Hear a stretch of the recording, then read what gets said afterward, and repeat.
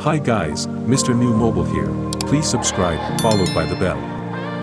So in full comparison between Galaxy S22 Ultra and iPhone 13 Pro Max, and in other hand looking at the Google Pixel 6 series with their camera line across the back of the phone, then the S22 Ultra will try and shake up the tired corner camera island phone design, and we can only be delighted with the changes, especially compared to the giant corner slab of the 13 Pro Max. Here's how the S22 Ultra teardrop camera set may actually looking gorgeous. The 13 Pro Max has the largest active screen area of any iPhone so far, smaller notch and everything. It'd be no match for the stubby S22 Ultra where Samsung's new border reduction structure project shines with an even thinner bottom bezel.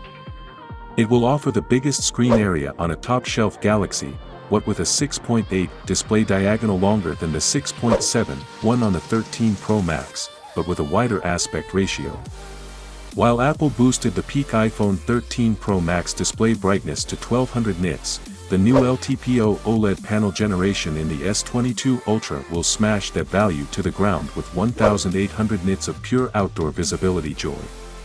Granted, such high brightness levels will only be possible on the 1440p panel of the Ultra when you are watching HDR content in high ambient light settings, yet the same goes for the iPhone, so the Galaxy will have an upper hand here.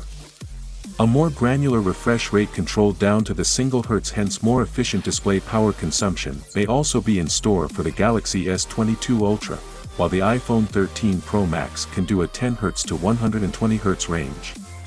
Its refresh rate control is a tad smarter, though by adjusting the speed on the fly, including while you touch the display, so in terms of battery efficiency Apple's 120 Hz implementation may prove superior.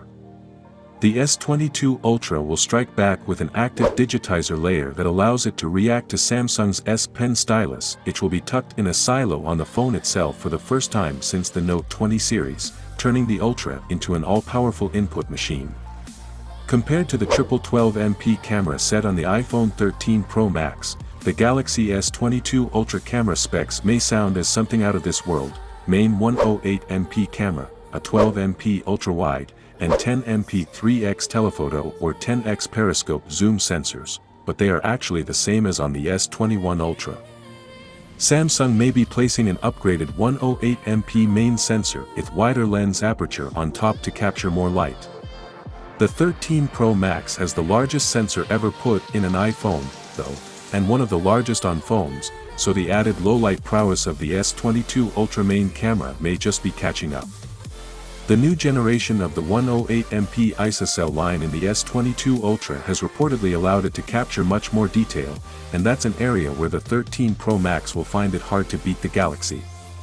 Samsung is also introducing a much more precise image stabilization that has been said to reduce hand shakes and vibrations while walking by 48%, so expect sharper photos and smoother videos to take on the iPhone 13 Pro Max sensor shift stabilization tech.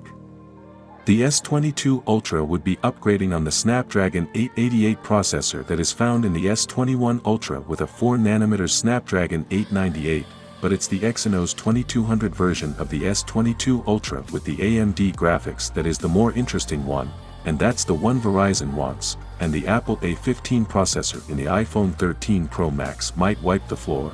We can reasonably expect a faster S22 Ultra performance compared to the A15 than what you see here.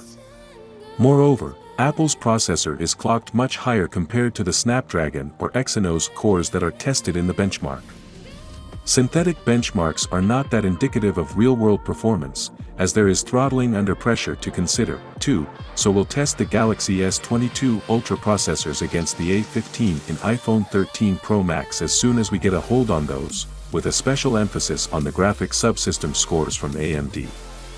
The Galaxy S21 Ultra already proved to be the longest-lasting Android flagship phone in its top-shelf spec segment, so we expect nothing less from the S22 Ultra.